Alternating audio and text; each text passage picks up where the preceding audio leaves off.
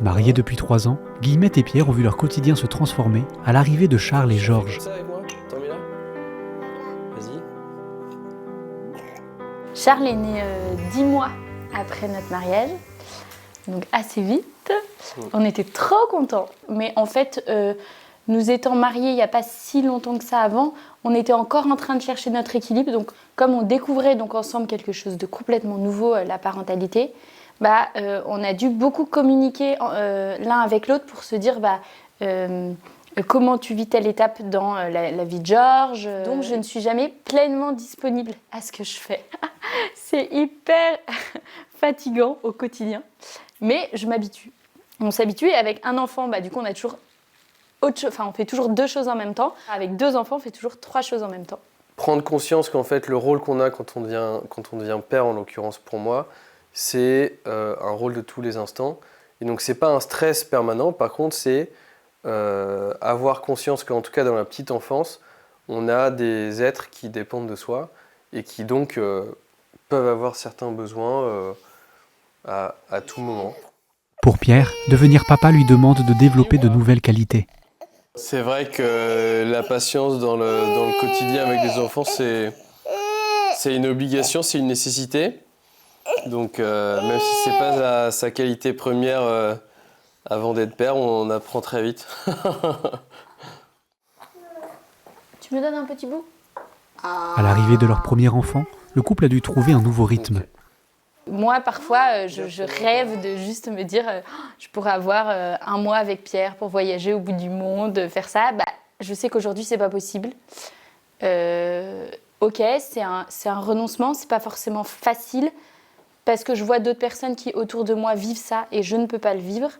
Mais je suis tellement heureuse d'avoir nos enfants et je regrette pas une seule seconde. Et ça, on va le faire quand on aura 40 ans, pump it up, on ira faire le tour du monde.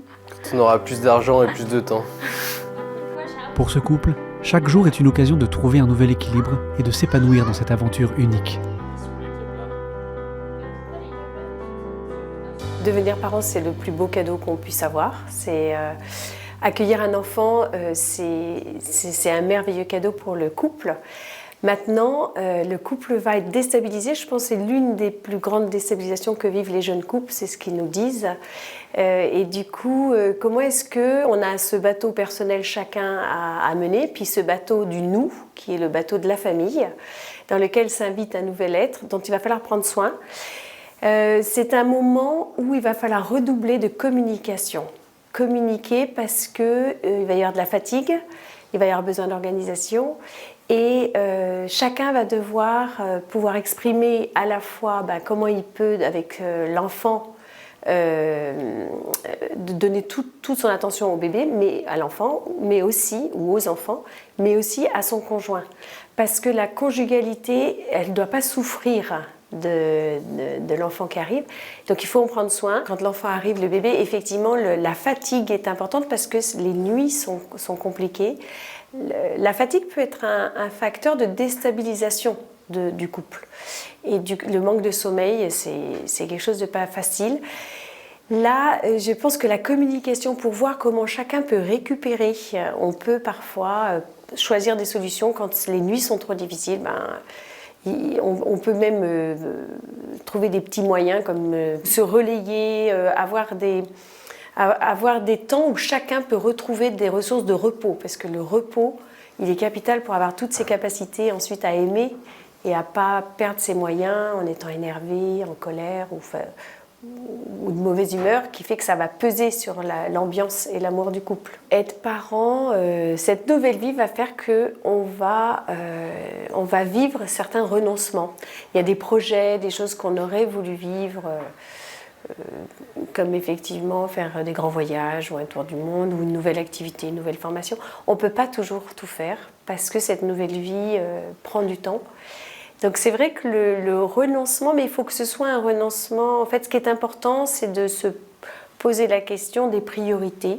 C'est précieux de communiquer bien à ce moment-là et d'être très attentif. L'attention à l'autre va permettre que le couple continue à se fortifier. L'amour du couple est, j'ai envie de dire, premier, parce que l'enfant se nourrit de l'amour de ses parents. Ça nourrit cet amour du couple, de se brancher sur la source de l'amour qui est Dieu. Et souvent, ça redonne des forces et ça permet aussi la communication. Parce que prier ensemble, c'est déjà communiquer ensemble pour un autre être. Et souvent, c'est la porte ouverte pour pouvoir se dire aussi d'autres choses. Et de confier aussi à Dieu nos difficultés.